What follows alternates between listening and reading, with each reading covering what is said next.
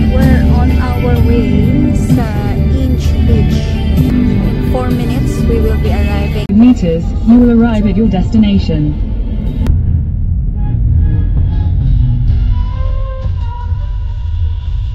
Ba tayo? Yes, please.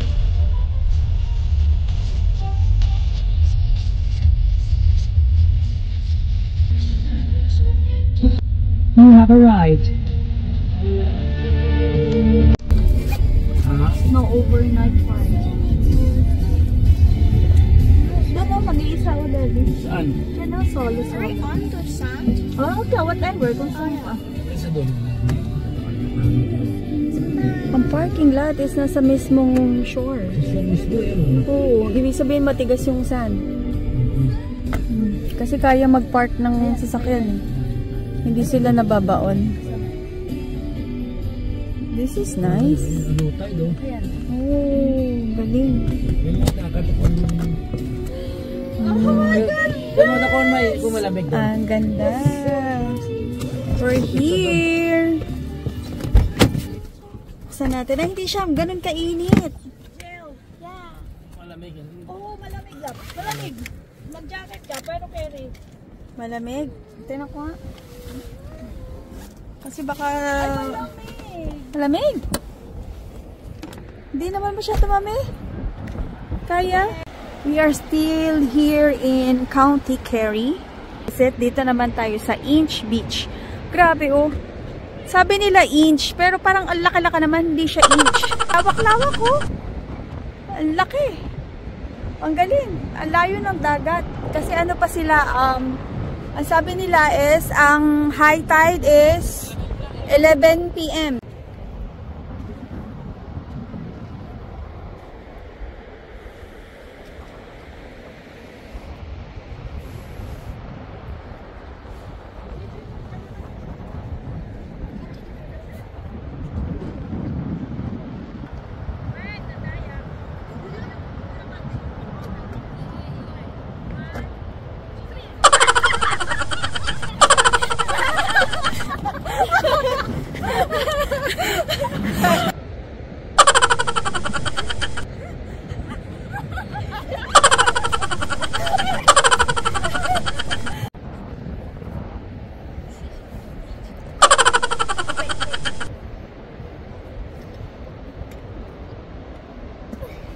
Yun. Ay, yung ganun-ganun. Dalawang ikot. Cartwheel? Cartwheel, yeah.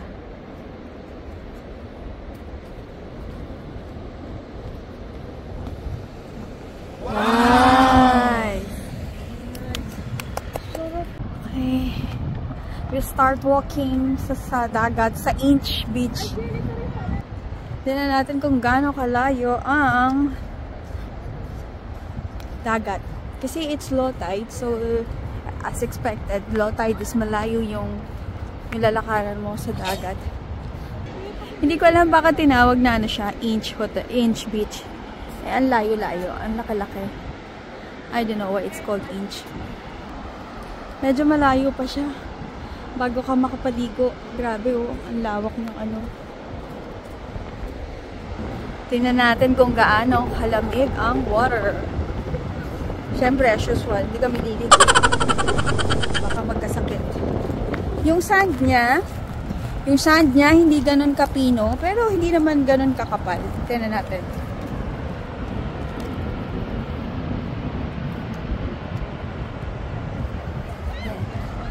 Yan ang sand niya. Hindi siya puti, pero mix siya ng white and black.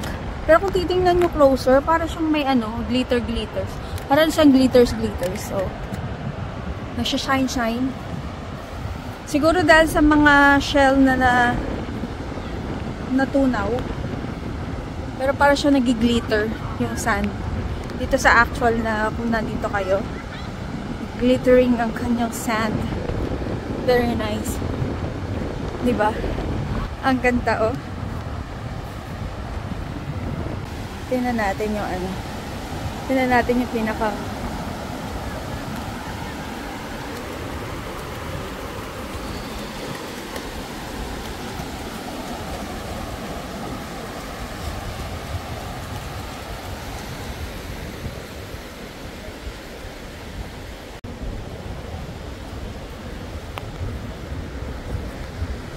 Sulat mo yung name ko. Sulat mo yung name ko, tsaka si Mami. Sulat mo yung name ko, tsaka ni Mami. Huwag masyadong buka. Yan, laliman mo pa ng konti. Yes. And then R, me, and then R, ra. At the top. Okay. And then lower akin. Medyo laliman mo ate. M. Yeah, I. And then E. Ayusin mo ate. E.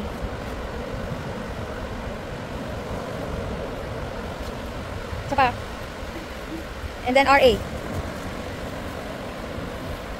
And then si Jail. Doon natin nilagay sa baba. Saan mo gusto ilagay name mo? Aravel na lang, para mahaba. Aravel, V-E-L. Nagdagan pa. Para, itapat mo kay Mami para pantay. Yeah, then L. And then si Jail, either sa taas or sa baba. Where do you want to put your name?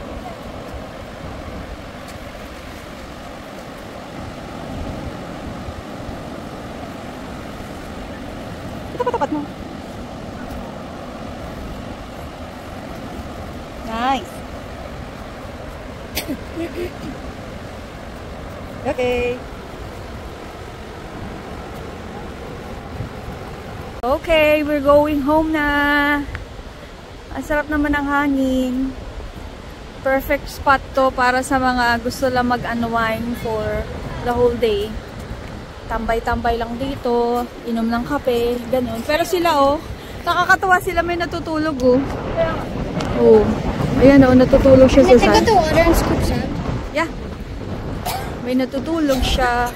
Sarap na siya. Ito na summer nila dito. Ganito na kainit. Pero kung tutusin, mainit lang siya kasi may araw. Pero yung temperature niya, malamig pa rin. So, ang temperature is 18 degrees. So, hindi pa yun mainit. Well, 18 degrees yun. Kaya masarap. Masarap ang panahon. Ito na ang summer sa kanila. 18 degrees or 20 plus degrees summer na yan. Ang haba pa dun oh. Ang haba-haba pa, ang lawak-lawak. At the same time, medyo dito konti na lang yung space sa kabila. Pero doon, haba-haba pa ng space, ang haba-haba.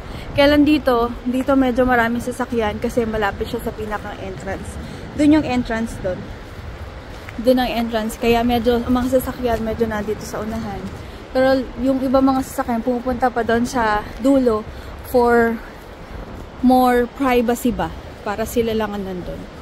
Anyway, this is just a quick visit dito sa Inch Beach ng County Kerry. I'm happy at nakabisita kami dito. Diba? Okay. See you next time. I hope we can come here again. Pero I don't know. Bye, Inch Beach. Bye!